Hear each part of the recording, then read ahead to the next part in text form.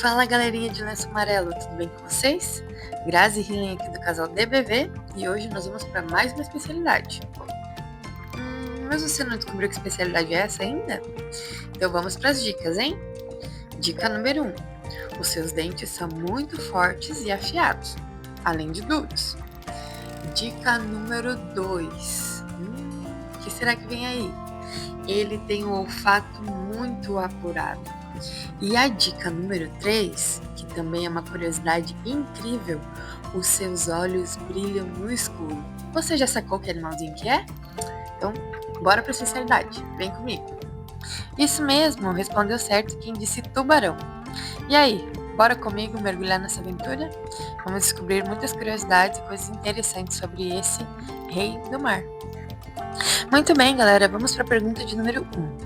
Quais as principais diferenças entre os peixes ósseos e os cartilaginosos?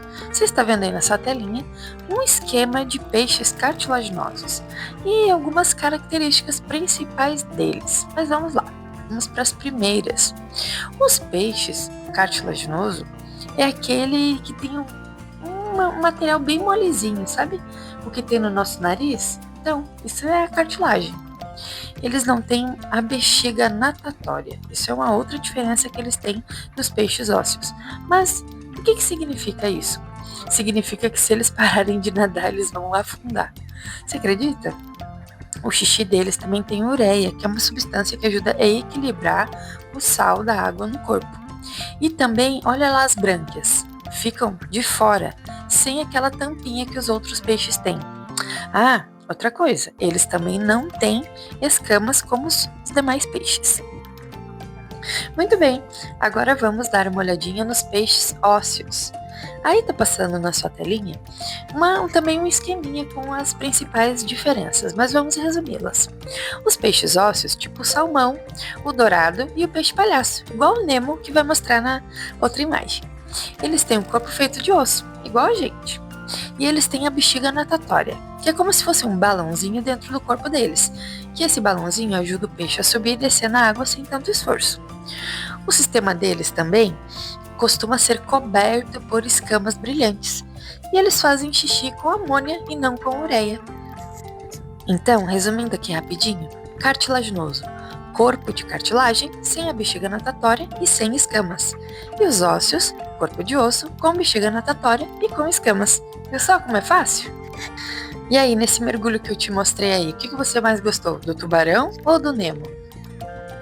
Galerinha, a pergunta de número 2 pede pra gente comentar um pouquinho sobre a dentição dos tubarões e a alimentação. Olha só, nem todos os tubarões têm o mesmo tipo de dente, você sabia? Bom, aqueles tubarões que comem peixes, por exemplo, têm dentes muito afiados. Eles são tipo facas, que conseguem agarrar o peixe rapidinho. Tem aqueles tubarões que têm dentes achatados, ou seja, para aqueles que comem moluscos e crustáceos, tipo os caranguejos e conchas. E aí esses dentes achatados utilizam-se para amassar e quebrar as cascas duras desses bichinhos. Tem também alguns tubarões que têm as presas bem grandes, que caçam focas ou outros peixes enormes. Então, os dentes deles de baixo são pontiagudos para segurar a presa, e os de cima já são triangulares com a borda serrilhada para cortar a carne. É como se fosse uma tesoura natural na boca do tubarão. E por último, tem aqueles tubarões também que têm os dentes bem pequenininhos. Que para quê? Para aqueles que se alimentam de plâncton, aquelas coisinhas que ficam boiando na água. Tem dentes bem pequenininhos que não funcionam muito bem, só filtram a água para pegar a comida. A pergunta de número 3 pede para a gente explicar como ocorre a respiração dos tubarões. E aí, você já parou para pensar como é que os tubarões respiram debaixo d'água? Eles não têm nariz nem pulmão como a gente, não é?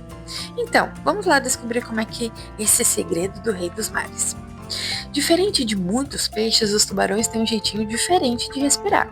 A maioria deles não consegue bombear a água sozinha pelas brânquias quando eles estão parados. Ou seja, se o tubarão parar de nadar, ele não consegue respirar direito. Então o que eles fazem? Eles precisam nadar o tempo todo, abrindo a boca para deixar a água entrar. Essa água passa pelas brânquias, onde o tubarão pega o oxigênio que precisa para viver, e depois a água sai pelas fendas branquiais, que ficam ali do ladinho da cabeça. É como se o tubarão tivesse que correr para poder respirar. Alguns conseguem ficar parados por um tempinho, mas a grande maioria precisa se movimentar o tempo todo, tipo um atleta do fundo do mar. Então, o tubarão respira pelas brânquias, mas para isso precisa nadar sem parar, deixando a água entrar pela boca e sair pelas fendas branquiais. Legal, não é mesmo? Então agora você já sabe porque o tubarão está sempre em movimento. Galerinha, na pergunta de número 4, pede pra gente citar 2 exemplos de peixes cartilaginosos que não sejam os tubarões.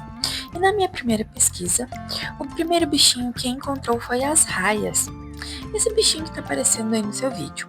Eles têm um corpo meio achatadinho, com as nadadeiras que parecem umas asinhas. Vivem deslizando pelo fundo do mar, tipo um tapete voador submarino. Algumas ainda têm ferrão na cauda, então muito cuidado. E o outro exemplo é um bicho muito estranho, mas também tem 2 nomes que ele é conhecido. São as quimeras, ou peixe-fantasma.